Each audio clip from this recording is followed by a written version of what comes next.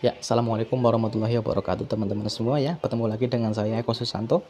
Oke, di kesempatan kali ini saya akan berbagi lagi mengenai kesehatan anak teman-teman ya. Kali ini saya akan berbagi ya tips ya pertolongan pertama pada demam ya pada anak ya. Demam yang tinggi pada anak. Bagaimana sih cara pertolongan pertamanya seperti apa? Ya. Mari kita simak dan jangan lupa subscribe, tonton sampai habis. Terima kasih.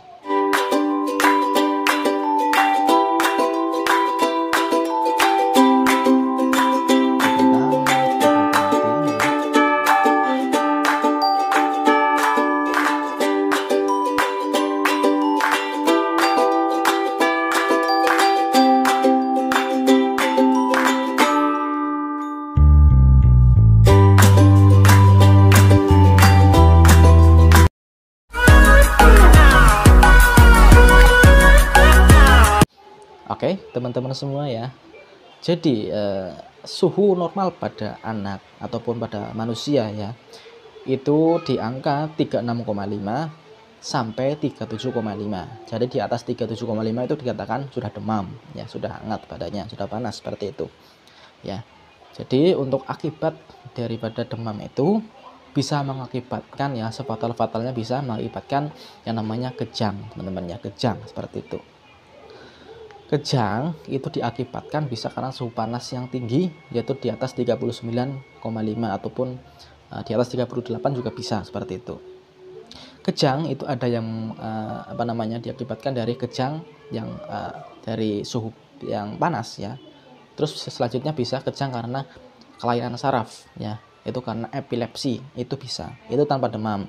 Tapi kalau misalnya kejang yang dengan demam ya beda lagi urusannya seperti itu. Untuk penanganannya gimana? Penanganan yang pertama itu harus menormalkan atau menstabilkan dulu suhu tubuhnya teman-teman ya untuk kejang itu ya. Terus untuk pertolongan pertamanya gimana ya? Pertolongan pertama pada anak yang mengalami demam tinggi ya. Yang pertama kita siapkan dulu air hangat teman-teman ya, air yang hangat ya, bukan air dingin. Itu kebalik, itu kesalahan yang masih banyak kita lakukan seperti itu ya. Kita menggunakan air hangat ya, tidak terlalu dingin, tidak terlalu panas ya, normal sedangkanlah hangat seperti itu ya, hangat. Terus untuk lokasi untuk melakukan kompres, yang pertama bisa di jidat ya, bisa di ketiak ya, ketiak. Terus di area leher sini teman-teman juga di selangkangan kaki seperti itu ya. Karena apa?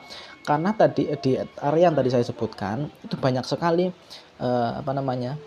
banyak sekali vena ataupun pembuluh darah sehingga tadi suhu panas yang tadinya mengalir di di tubuh kita sehingga ditempelkan di area-area yang banyak pembuluh darahnya itu akan menurunkan suhu tubuh ya dengan baik teman-teman ya. Jadi tidak terpaku pada jidat saja tapi bisa di leher ya, di ketiak kanan kiri, terus di selangkangan ya. Itu metodenya seperti itu. Pakai air hangat teman-teman ya. Teman-teman terus kompres selama 10 menit, nanti bisa ganti di leher, di ketiak ataupun di selangkangan. Bergantian ya. 10 menit ya. Jika air sudah dingin dicelupkan lagi di air hangatnya seperti itu teman-teman ya. Itu pertolongan pertama di rumah teman-teman ya. Pertolongan pertama itu insya Allah kalau itu dilakukan dengan benar, insya Allah suhu badan akan turun teman-teman, akan turun ya.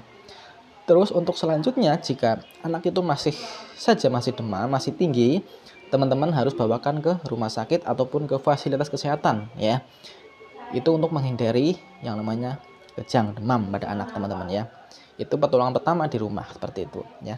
Ataupun jika teman-teman mungkin ya, terpaksa mungkin kondisinya mungkin jauh dari fasilitas kesehatan, teman-teman harus sedia di rumah itu namanya paracetamol teman-teman ya. Paracetamol pun harus disesuaikan dengan berat badan anak teman-teman, jadi nggak boleh sembarangan ngasih ya. Ada rumusnya teman-teman ya. Jadi untuk rumus daripada paracetamol ya itu adalah 10 mg kali kilogram berat badan teman-teman ya.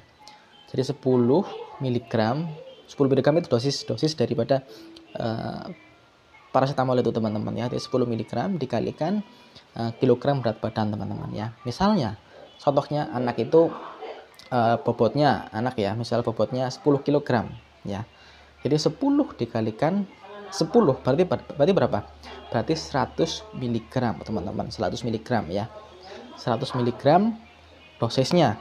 Biasanya kalau paracetamol itu yang 60 ml itu biasanya 1 sendoknya adalah 120 mg teman-teman ya. Berarti kalau misalnya 100 mg berarti 1 sendok kurang, seperti itu ya. Jadi teman-teman, ibu-ibu di rumah harus bisa melakukan ini semua ya, demi apa namanya?